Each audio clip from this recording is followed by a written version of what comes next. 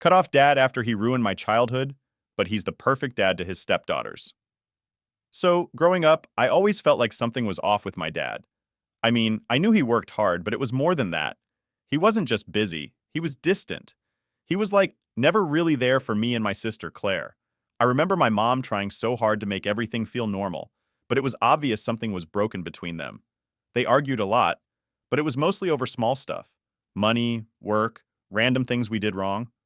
My dad, James, had this way of making everything feel like our fault. I know it sounds weird, but I still have good memories of him. Like, I got my love for cheesy action movies from him.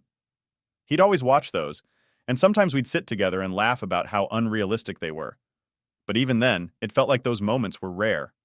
Most of the time, he'd come home from work, tired and angry, and just kind of take that out on us.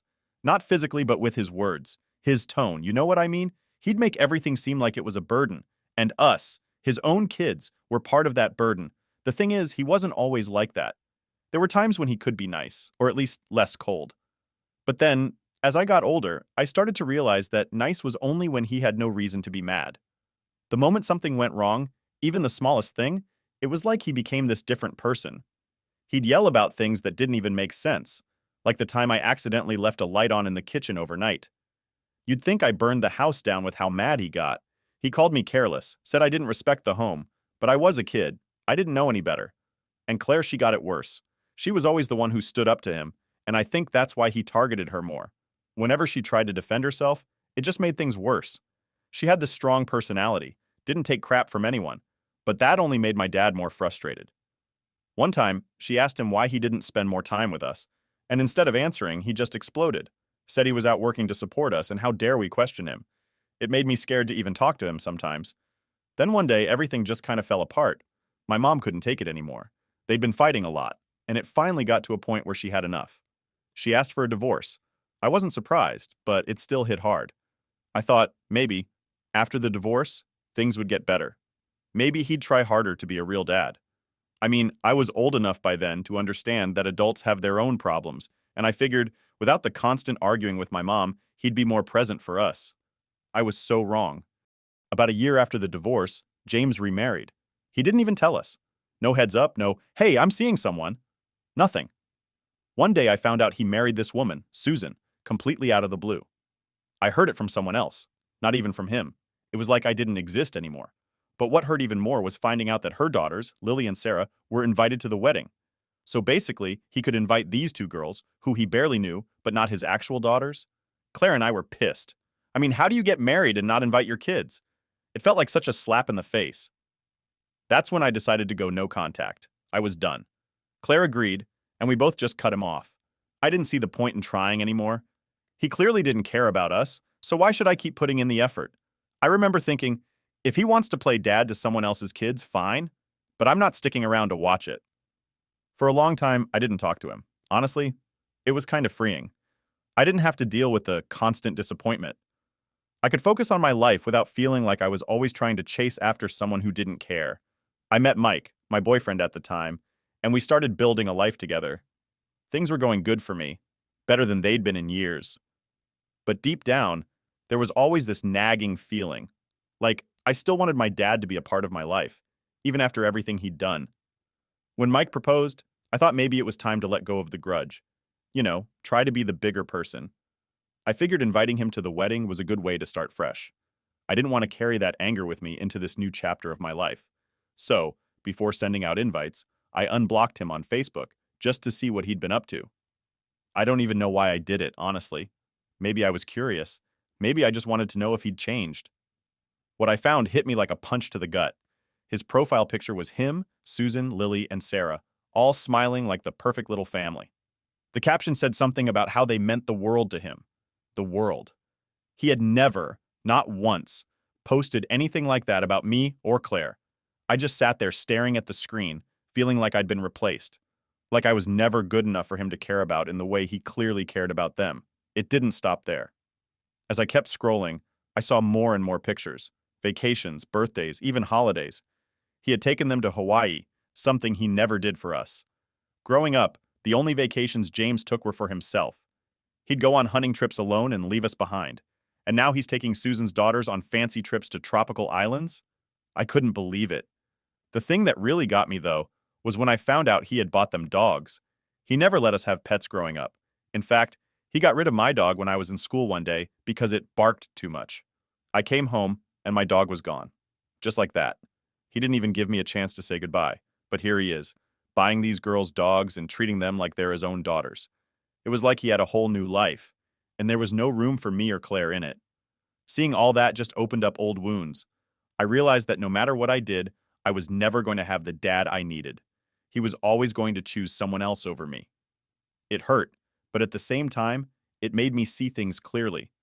James was never going to change. He was always going to be the guy who put himself first, even if it meant abandoning his own kids. And honestly, I don't know why I expected anything different. I thought seeing those Facebook pictures was the worst part, but nope. Things got way worse after that. After all the scrolling and feeling like crap, I told myself to just let it go. I was done being angry. I mean, Mike and I had a wedding to plan, and I wasn't going to let James and his new perfect family mess that up for me. But then, something happened that I didn't expect. One day, out of the blue, I get a text from Claire. We weren't talking about James much, but she sends me this screenshot. It's a photo of James and Susan's daughters, Lily and Sarah, wearing matching dresses that looked expensive as hell. And the caption said something like, "Proud dad moment with my beautiful girls." My first thought was, what the hell? Because he never called me or Claire his beautiful girls growing up. Like, not once. I didn't even know how to respond, but Claire wasn't done. She told me she'd been talking to him again, just trying to test the waters and see if things could ever be normal. I didn't blame her. She'd always been more forgiving than me. But then she says James offered to help pay for Lily and Sarah's college tuition. Yeah, you heard that right. College. For them. Let me just pause here for a second. The same guy who constantly told me and Claire that we couldn't afford any extra help when we were applying to colleges. The same guy who made me take out student loans because that's how the real world works. Yeah, he was offering to pay for two girls who weren't even his biological kids. I was fuming. I didn't know if I was more mad or just plain hurt, but either way, I couldn't believe what I was hearing. I remember calling Mike and just unloading everything on him. I told him about the tuition thing, about the stupid matching dresses, and how James never once offered to help with our college. Mike was supportive as always, and he just listened while I ranted. But what he said next really stuck with me. You have every right to be upset, Emily, but at the end of the day, is he really worth all this energy? That hit me hard. Like, Mike was right. Why was I letting this man, who clearly didn't care about me or Claire, take up so much space in my head? It wasn't like he was going to magically change and start acting like the dad we deserved. But even though I knew that, I couldn't stop thinking about it. It's like all these years of being ignored were bubbling to the surface, and I didn't know how to deal with it. Then the next thing happened. My mom called. Now, my mom and I have always been close, but ever since the divorce, she hasn't talked about James much. She figured we were better off without him, and honestly, she was right. But she calls me one day, and I could tell something was up by the tone of her voice. She says, "You're not going to believe what I heard." Apparently, James had been telling everyone, like family, friends, whoever would listen, that he was so proud of his new daughters, and he couldn't wait to walk them down the aisle when they got married.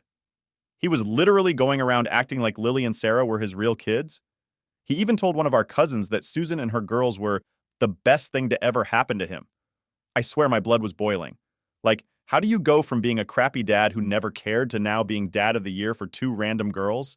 It felt like such a slap in the face. And the whole walking them down the aisle thing? That really stung. I mean, I'm the one getting married soon, and he hadn't even reached out to see if I wanted him there. It was clear he didn't care about us anymore, but this felt like a whole new level of rejection. So I made a decision. I wasn't going to sit around waiting for him to do the right thing. I decided that if he couldn't be bothered to be a part of my life, then I didn't need him at my wedding. I called Claire to let her know what was going on, and she understood completely. She was dealing with her own issues with James, and while she was trying to keep things civil, she wasn't about to defend him either. Then, just as I was starting to come to terms with everything, I got hit with another shocker. Claire mentioned that James had given Lily one of our grandmother's necklaces. It was this beautiful piece of jewelry that had been in our family for generations. Growing up, Claire and I would always admire it when we visited our grandma, and she would tell us stories about how it was passed down to the eldest daughter. We always assumed it would go to one of us, but nope. Turns out James gave it to Lily, just like that, without even mentioning it to us. I was speechless. I couldn't even process what was happening anymore. How could he just give away something so meaningful? something that was supposed to be part of our family's history, to someone who wasn't even related to us. It was like every little piece of my childhood was being erased, and James was just handing it off to his new family without a second thought. That was the final straw for me. I didn't need any more reasons to cut him off, but this just sealed the deal. I wasn't going to sit back and watch while James replaced us in every way possible. I blocked him on Facebook again, deleted his number from my phone, and decided to focus on the people who actually cared about me, like my mom, Claire, and Mike. I didn't need James anymore. He could have his new family, his vacations, his stepdaughters, and his college funds. I was done chasing after a man who clearly didn't care. I was done letting him hurt me over and over again. Update 1. After blocking my dad on Facebook and deciding I was done with him, I felt this weird mix of relief and anger. Like, yeah, I wasn't going to deal with his crap anymore, but there was still this part of me that couldn't let it go. I kept thinking, how did it get to this point? How did my dad become a stranger who couldn't care less about me or Claire? But as much as I wanted to just move on, life wasn't letting me do that. One day, Claire calls me up, sounding kind of off. She goes, "Hey, did you know Dad is throwing a huge birthday party for Lily and Sarah?" I didn't even need to ask because of course I didn't know. Why would I? I wasn't part of his life anymore. But hearing that still hit me like a punch to the gut. Claire kept talking, filling in all the details.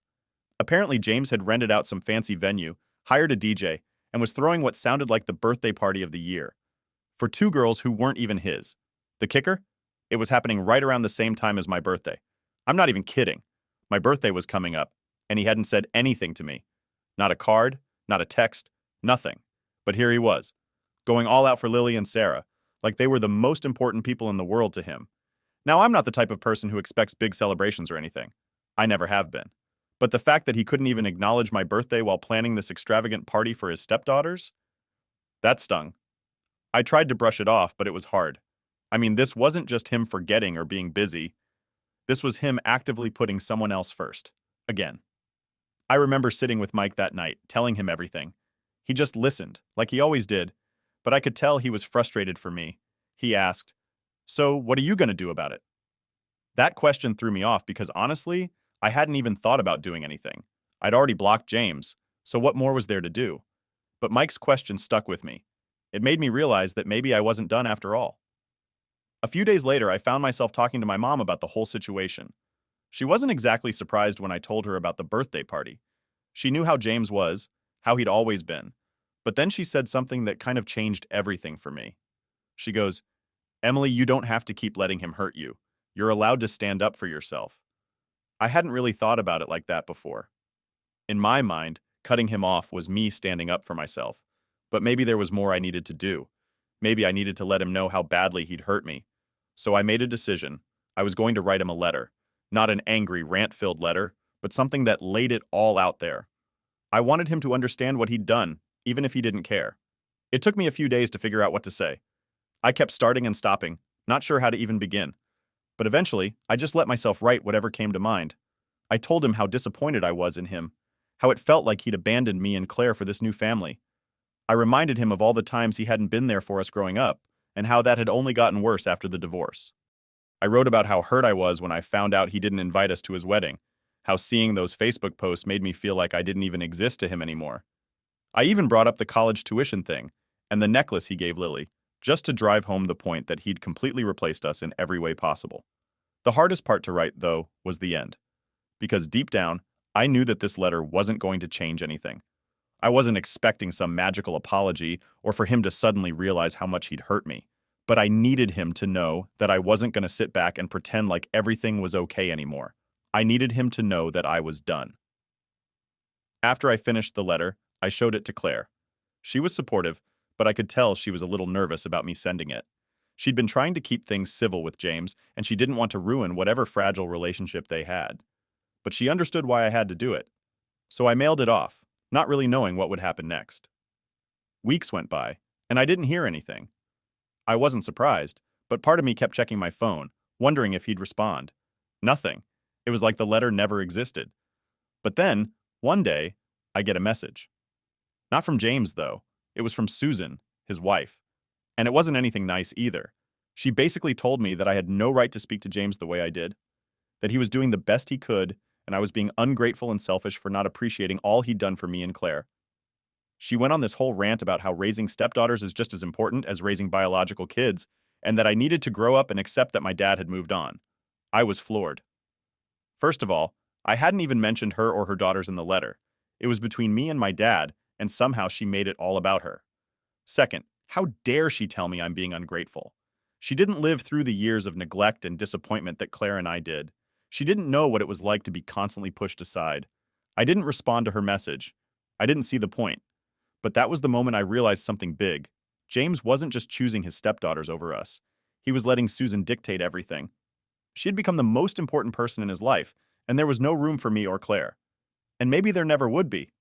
That realization hit me hard. It wasn't just about the vacations or the college money or the birthday party. It was about the fact that my dad had built a whole new life without us. He had made his choice, and as painful as it was, I knew I had to let him go. Update 2. All right, so after that whole mess with Susan's message, I thought things were finally starting to settle down. I had mentally checked out from everything with my dad and his new family. I wasn't expecting anything from him anymore. Like, I was finally in a place where I could focus on myself and my own life, especially with my wedding coming up. But of course, just when I think things are calming down, something else has to happen. A few months before the wedding, I get a call from Claire. Now, we talk a lot, but I could tell right away from her voice that this wasn't a normal chat. She was kind of dancing around the point at first, asking me about wedding stuff, if I'd picked out my dress yet, the usual. Then finally, she just drops it. So, Dad called me. I swear my heart just sank. I hadn't heard from him in so long, I almost forgot he existed. But there it was, hanging in the air like a giant cloud. I asked Claire what he wanted, and she hesitated for a second before telling me, he asked if you'd reconsider inviting him to the wedding. At first, I didn't even know what to say. I mean, after everything, after the years of neglect, after replacing us with his stepdaughters, after giving away family heirlooms and throwing birthday parties like he was the world's best dad, now he wanted to be part of my wedding? I just sat there in silence for a few seconds, processing it. Claire kept going, telling me that he sounded sincere, like he really wanted to be there. She said he mentioned how much it would mean to him to see me get married, how he felt bad for not being a part of my life recently. And then, of course, he had to throw in that whole family is family line, like that somehow erases all the crap he put me and Claire through over the years. It was like a part of me wanted to believe him, you know? I wanted to believe that he finally realized how much he'd hurt us and that this was his way of trying to make amends. But at the same time, there was this overwhelming feeling of too little, too late. Where was all this regret when I needed him growing up? Where was this when he was giving away my grandma's necklace or throwing lavish parties for people who weren't even his kids? I told Claire I needed to think about it. I didn't want to make a decision in the heat of the moment, especially since my wedding was supposed to be a happy day. I didn't want his sudden appearance to mess that up. But of course, once the thought was in my head, it was all I could think about. I talked it over with Mike that night. He was supportive, as usual, but he was also realistic about it. He said, "Do you really want him there? Or are you feeling guilty for not inviting him?" And that question just hit me hard. I did feel guilty, but not for the reasons you might think. I felt guilty because part of me still wanted him there. Even after everything, even after the years of hurt, there was this stupid part of me that still wanted my dad at my wedding. It felt like I was betraying myself by even considering it. The next few days were a blur of back and forth in my head. One minute, I was convinced that I should let him come, give him one last chance to be part of my life. The next minute, I was furious all over again, thinking about how easily he'd replaced me and Claire with his new family. How could I let someone who had caused me so much pain walk me down the aisle? I ended up calling my mom. She's always been the one to keep things grounded, and I knew she'd have some insight.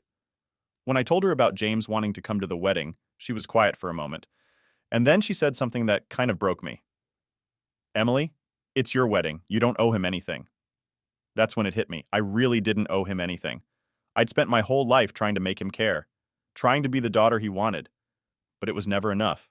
And now, after all this time, I was still thinking about his feelings, when it should have been about me and Mike.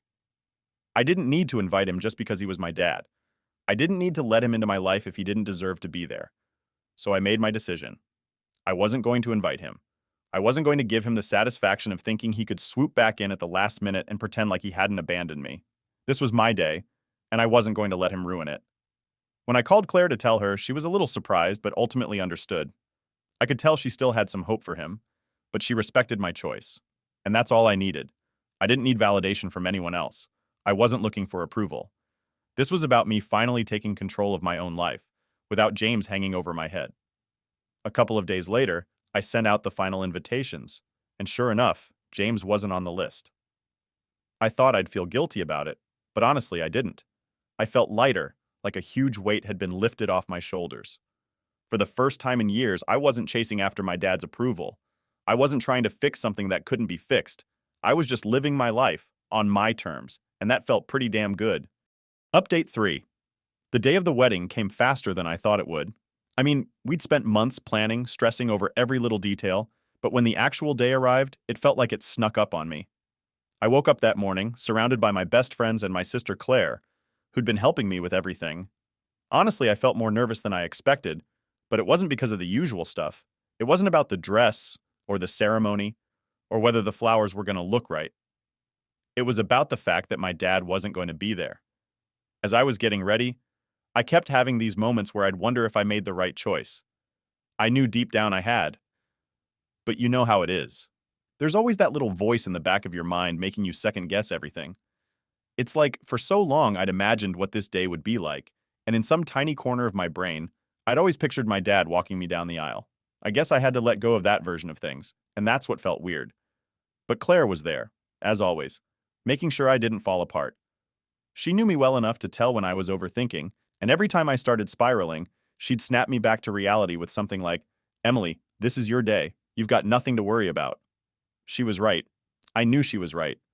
But still, the absence of James hung over everything. As I was getting my hair done, I remember looking in the mirror and thinking about all the times growing up when I wanted him to be proud of me. Like I'd imagine him watching me graduate, or congratulating me on my first job. But none of that ever happened. And now, on one of the biggest days of my life, he wasn't going to be there. But it wasn't because of me. It was because of him. That realization made me feel a lot better. Mike, of course, was the calmest person in the world that morning. He texted me a few hours before the ceremony, just a simple "I love you" that instantly made me smile. He wasn't the type to get wrapped up in drama, and he'd always been the steady, reliable part of my life. The one who showed up, who cared, who loved me for who I was. If anyone was supposed to be by my side on my wedding day, it was him. And when I thought about it that way, it made everything feel right again. The ceremony was beautiful. I don't want to get too cheesy here, but it really was. The sun was shining, the venue looked amazing, and when it came time to walk down the aisle, I didn't feel sad or angry anymore. My mom walked me down the aisle, and honestly, it felt perfect. It felt like this was how it was always supposed to be. My mom's been my rock through everything, and having her there, supporting me as I started this new chapter with Mike, just felt right. And Mike, I can't even explain how I felt when I saw him standing there, waiting for me. All the nerves disappeared the moment we locked eyes. I knew in that moment that this was all that mattered. My dad wasn't there, but that didn't matter. The people who did care, who'd always cared, were there, and that's what counted. The whole day went by in a blur. I remember little moments. Claire fixing my dress, my mom tearing up during the vows, Mike squeezing my hand when I was nervous. But most of it just felt like a whirlwind of happiness. I wasn't focused on James, or what could have been, or any of the past drama. For once, I was fully present in the moment, and it was amazing. Later that night during the reception, Claire pulled me aside. She was smiling, but there was this look in her eyes that told me she had something on her mind. "So," she said, "Dad called me." Just hearing that was enough to make my stomach flip a little, but I was curious. I hadn't spoken to him in months, and now, on my wedding day, he decides to reach out. Claire told me that James had called her that morning, asking how I was and if I was nervous. He didn't ask to come or try to force his way into the day, but he did ask if I was happy. I didn't know how to feel about that. Part of me was still angry, of course. How could I not be after everything? But another part of me appreciated that he didn't try to make the day about him. It felt odd, but also kind of peaceful. Claire said he sounded different, like he regretted things but didn't know how to fix them. She told him I was doing great and that the wedding was beautiful, and apparently he just said, "That's good. Tell her I'm proud of her." Now I know that's not the grand gesture or apology I had been wanting for so long, but hearing that he was proud of me, even if it was through Claire, hit me in a way I wasn't expecting. It didn't make up for everything, and it didn't change the fact that he wasn't in my life, but it was something. I guess I had to take it for what it was. I didn't call him back. I didn't feel the need to. This day wasn't about him, and I wasn't going to let his random burst of guilt or whatever it was overshadow everything. But weirdly enough, hearing that he was proud of me gave me a little closure. It didn't fix anything, but it felt like the last piece of a puzzle I'd been working on my whole life. By the end of the night, as Mike and I danced our first dance as husband and wife, I felt this overwhelming sense of peace. My dad had made his choices, and I'd made mine. I didn't need his approval or his involvement to be happy. I had everything I needed right in front of me, my husband, my family, and the people who loved me. And that was more than enough. Update 4. After the wedding, life sort of settled into a new rhythm. It was like this huge weight had been lifted off my shoulders. I was finally married to Mike, and everything felt right. For the first time in a long time, I wasn't thinking about my dad every day. I wasn't replaying the past or wondering if I'd made the right decision about cutting him out of my life. I was just living, and honestly, it felt great. A few weeks after the wedding, Claire and I were hanging out. We hadn't really talked much about the wedding since that day, mostly because there wasn't much more to say. But while we were sitting around catching up on work stuff and life, she brought up Dad again. It wasn't anything big, just a passing comment about how she hadn't heard from him in a while either. I could tell she was still struggling with the whole situation. She wasn't ready to cut him off completely like I had, but she also wasn't trying too hard to keep him in her life. She was in this weird limbo, and I felt for her. "Do you think he'll ever really reach out?" Claire asked, looking kind of lost in thought. It was the first time in a while I'd really seen her get emotional about it. I thought about it for a second before answering. Honestly, I don't know. I used to think he would, but now, I'm not so sure. I wasn't trying to sound harsh, but it was the truth. After everything that had happened, I wasn't holding my breath for some grand gesture from James. It wasn't that I didn't care anymore.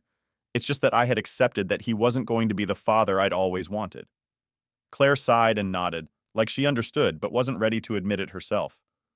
We didn't dwell on it, though. We spent the rest of the afternoon laughing and talking about our mom's latest attempt at cooking, which was always a disaster. By the time Claire left, I was back in that good headspace, the one where I wasn't thinking about my dad. But, as life always seems to go, the peace didn't last long. A couple of months after that conversation with Claire, I got an unexpected phone call. It was from my aunt, my dad's sister. We hadn't really been in touch much since the whole thing with my dad started, but I guess she'd heard about the wedding and everything that had happened. Her voice was calm, but there was this undertone that made me nervous right away. "I've been meaning to talk to you about James," she said, and my stomach dropped. I didn't even want to hear whatever she was about to say, but at the same time, I knew I had to listen. She went on to explain that my dad had been going through some stuff. Apparently, he'd been dealing with health problems, and it wasn't looking great. She didn't get into specifics, but the way she talked about it made it clear that this wasn't just some minor issue. I didn't know what to feel. I mean, on one hand, he's still my dad. No matter how much he's hurt me, no matter how many times he's let me down, hearing that he was sick hit me harder than I thought it would. But on the other hand, there was this anger inside me that hadn't gone away. It's like, now that he's sick, am I supposed to just forget everything? Am I supposed to run back to him and pretend like nothing ever happened? I wasn't sure I could do that. I thanked my aunt for letting me know and told her I needed time to think. After we hung up, I sat there for a long time, just staring at my phone, feeling torn.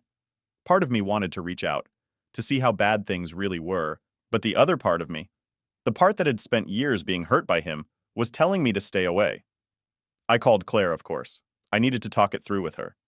She was quiet for a while after I told her the news, and then she said something that really stuck with me. "You don't have to decide anything right now, Em. It's okay to take your time." That was the thing, though. How much time could I really take? What if I waited too long and then it was too late?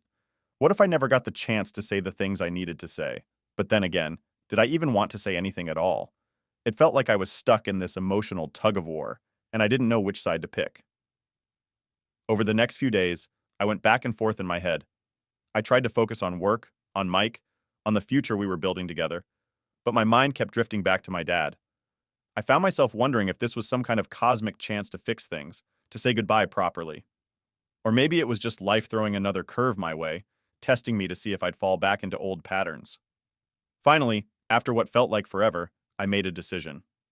I wasn't going to reach out, at least not right away. If my dad wanted to talk, if he really wanted to mend things, he could reach out to me. I wasn't going to be the one chasing him down again. I'd spent too much of my life doing that already, and I wasn't going to put myself through it anymore. And so I waited. Days turned into weeks, and weeks turned into months, and still nothing. No phone call, no message, no sign that he even wanted to fix things. I guess that was my answer. In the end, I realized something important. Closure doesn't always come from the other person. Sometimes you have to give it to yourself. My dad wasn't going to give me the apology I wanted, and he wasn't going to become the father I needed. And that's okay. I'd made my peace with it, and I didn't need him to validate my feelings or my decisions. Life kept moving forward, like it always does. Mike and I were building our life together, and I was happy, truly happy.